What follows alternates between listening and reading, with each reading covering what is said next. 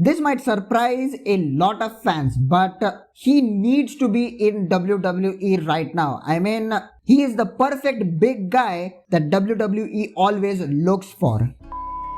A lot of AEW guys, or you can say the guys who left WWE to join AEW, will be looking to re-sign with WWE again because Triple H is at the head of creative. So let's look at 8 current AEW wrestlers that WWE should sign, and the number 1 guy that WWE should sign is Jonathan Gresham. If you have not heard of this guy, what are you doing?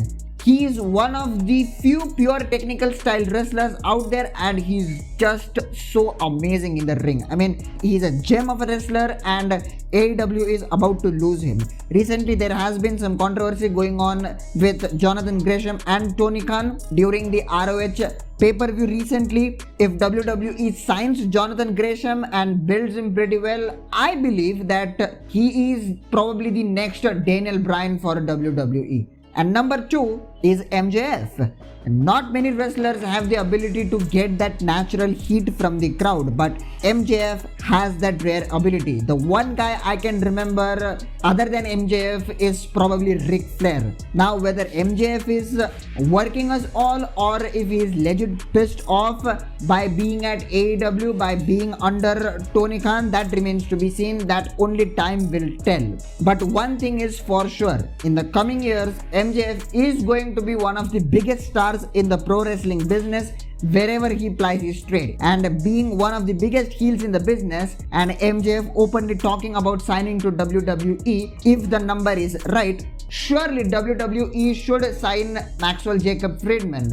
Number 3, and this should be a no-brainer for WWE, and that's Brian Cage. Brian Cage, ever since he arrived at AEW, he had a huge potential. I mean, I thought he was going to be one of those young guys who is going to be pushed to the top and is gonna be a world champion. But he's one of the breakout stars that just fell off the cliff. I mean, when he debuted and won the donut, I thought he was primed to become a champion. But the way AEW has used Brian Cage's talent has just been baffling, and he's the guy WWE can have an eye on. I mean, he's the perfectly built guy that WWE always looks for.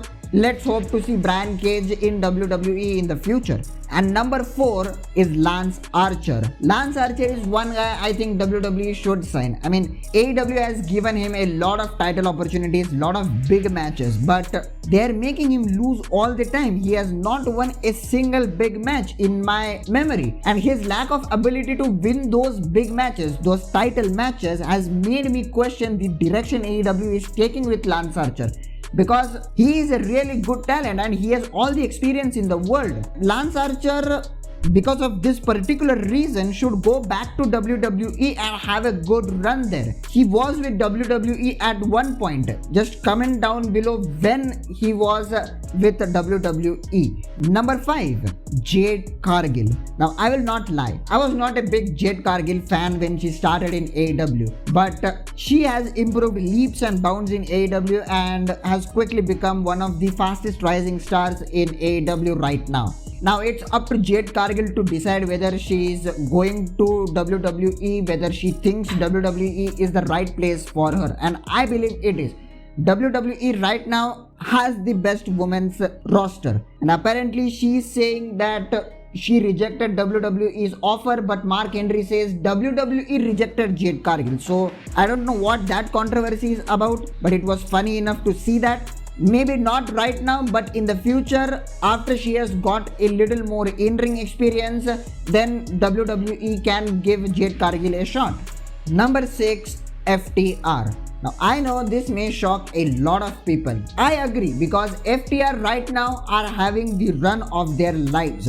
They won the AEW tag titles, they have the ROH tag titles now, and also they have won the IWGP World tag titles. And I mean, they are putting on amazing matches, seriously amazing matches, and this is exactly why WWE should look out for FTR again. They did have a decent run at the main roster, no doubt, but on their way out, they were pretty disappointed and they were going to be presented with really crappy gimmicks.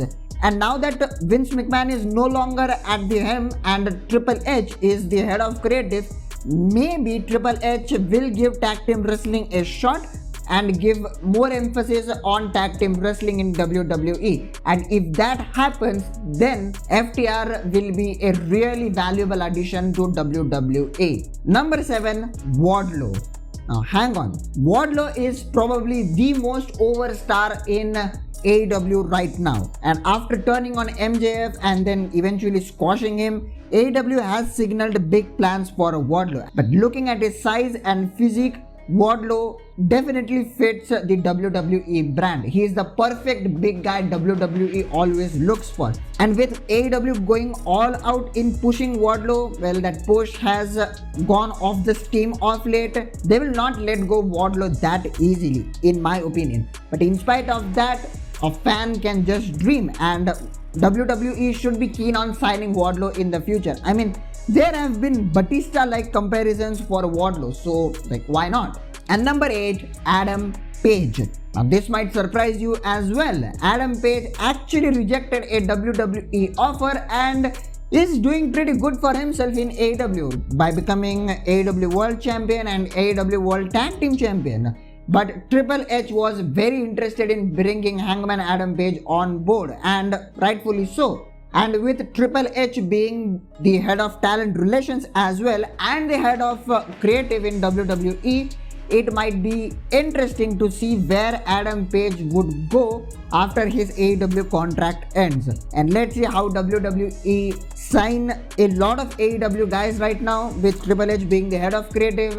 It's gonna be a really interesting phase in WWE. And really, as I said in my last video, Vince McMahon retiring is a really massive shift in the world of pro wrestling. And I can't wait to see what happens.